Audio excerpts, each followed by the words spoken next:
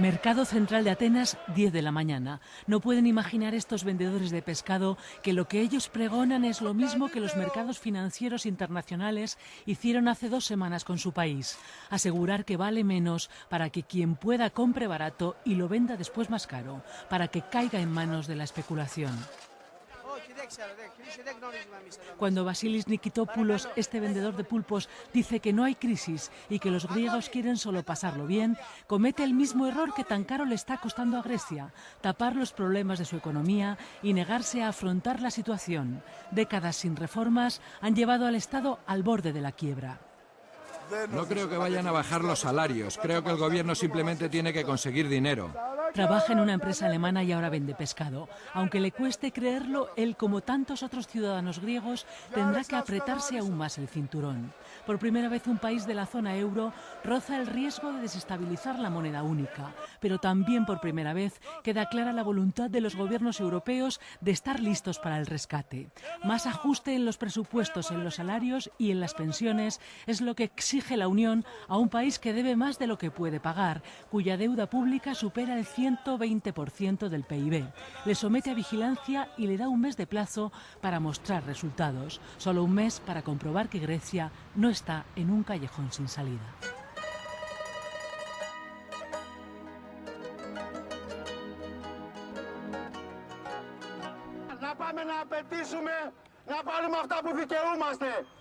Esta semana en las calles de Atenas se deja sentir el drama que viven muchos trabajadores, como estos de la compañía aérea griega privatizada por el gobierno conservador anterior.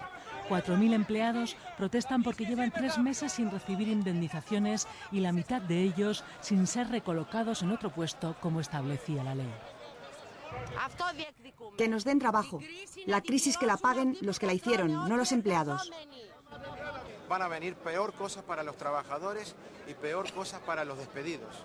Nosotros estamos esperando de que lo que se está realizando en este momento en Grecia, que es un experimento para toda Europa, que seguramente va a seguir para Portugal y España, donde se encuentran en un nivel económico y social muy similar a lo de los griegos, es algo que tiene que parar en Grecia y no seguir a los demás países europeos.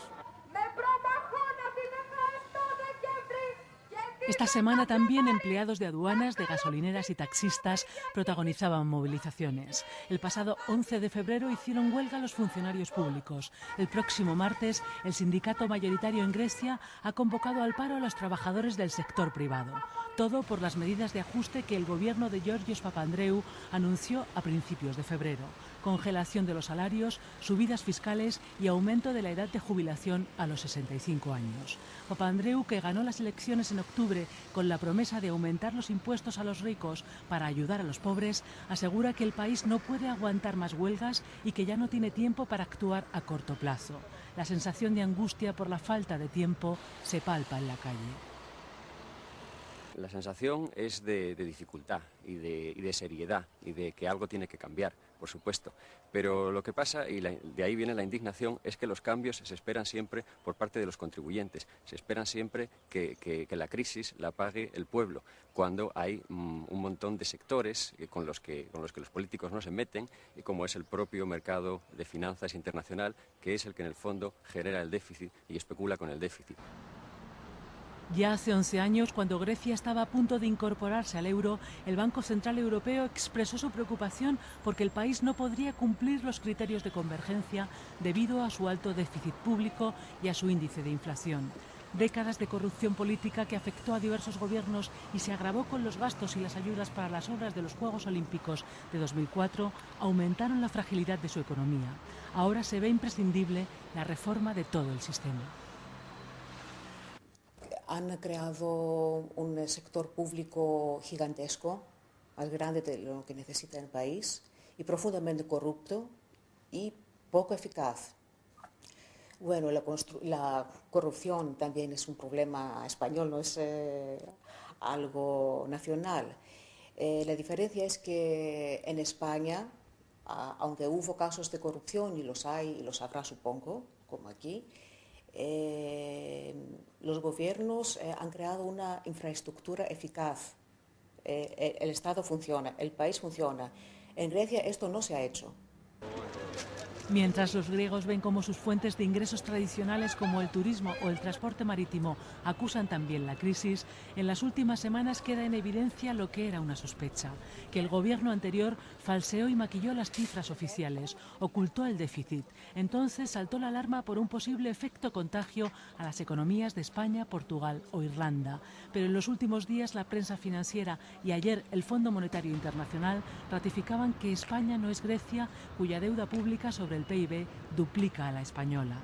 Los ministros de Economía de la Unión Europea han impuesto sus deberes y es ahora este hombre, el ministro de Finanzas griego, el que tiene que llevarlos a cabo. El compromiso es reducir el déficit de su país del 12,7 al 8,7 este año y dejarlo en el 3% en 2012, recortando el gasto público.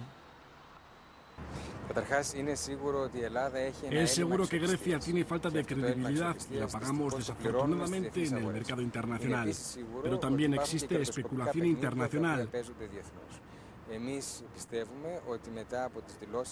Nosotros creemos que después de las declaraciones que se hicieron en el Ecofin va a haber estabilidad y dependerá de cómo vean todos a Grecia, los europeos, los mercados y los ciudadanos griegos.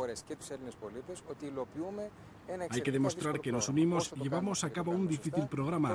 En cuanto lo hagamos correctamente, podremos obtener el préstamo internacional que necesitamos para los próximos meses. Un problema importante de Grecia es si podemos encontrar una solución a la deuda. Tenemos que hallar una solución más profunda para la competitividad de Grecia. La economía hace años que pierde competitividad en el transporte marítimo, en el turismo. Ahí tiene que haber inversiones. Debe existir inversiones radicales. El problema es que Grecia, en este momento, no tiene estas inversiones. Pero esas inversiones, en un país donde el 18% de los trabajadores son funcionarios públicos, se ven a menudo como una amenaza. Ocurrió en este puerto del Pireo, un auténtico símbolo del poder económico griego de otros tiempos. El gobierno anterior, de Nueva Democracia, privatizó la gestión de sus contenedores y se la entregó a una empresa china. Ahora el propósito es seguir adelgazando el sector público, reducir directivos y salarios y reformar el sistema de pensiones para que no quiebre en 5 años.